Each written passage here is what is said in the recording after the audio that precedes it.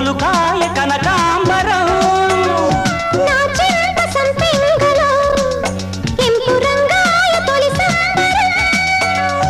ఎన్ని పొంగులో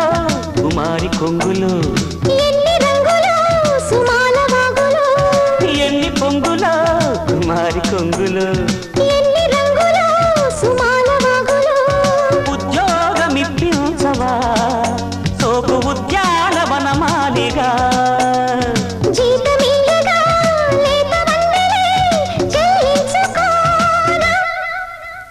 కొత్త కొత్తగా